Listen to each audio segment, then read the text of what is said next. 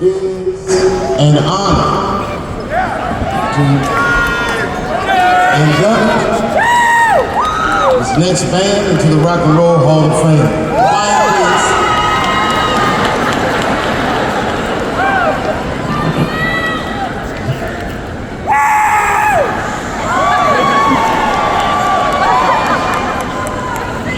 Go ahead, look over here again, Dave.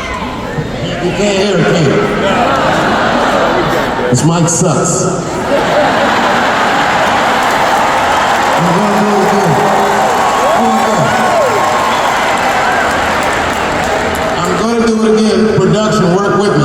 And I know they did that because they think I'm gonna play your music and they don't want to pay the money to clear it.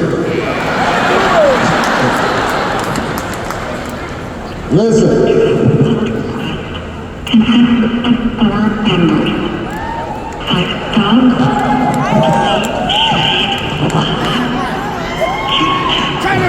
They're not gonna let me do it. It's from your album.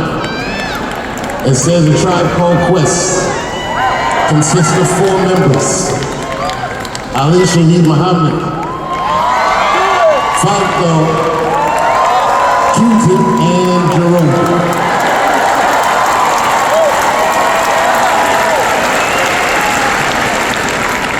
Years ago, in a tough time in my life, I read a Chinese proverb that changed my life.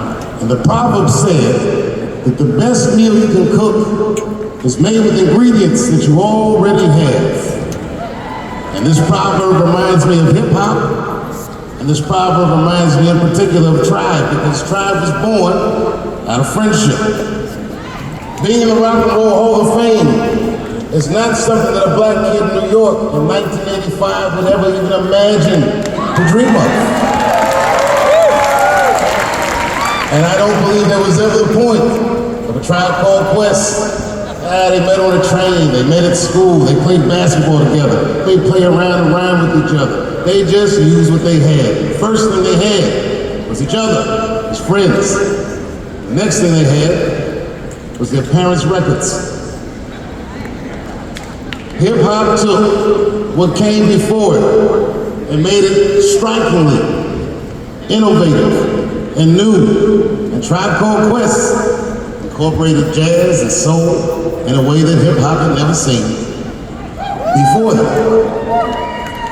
They took this talent from the playground into the studio, and in 1990, dropped their first studio album with the wildest title: People's Instinctive Travels and the Path of Rhythm.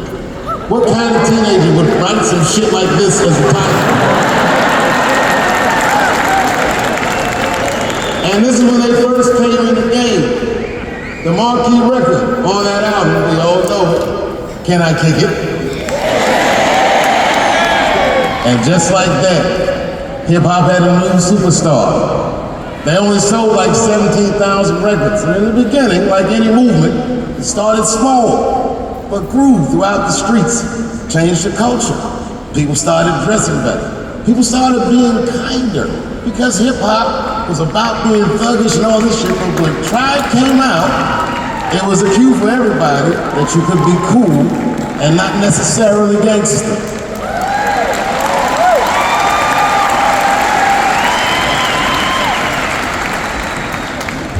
On September 24th, 1991, music was never the same.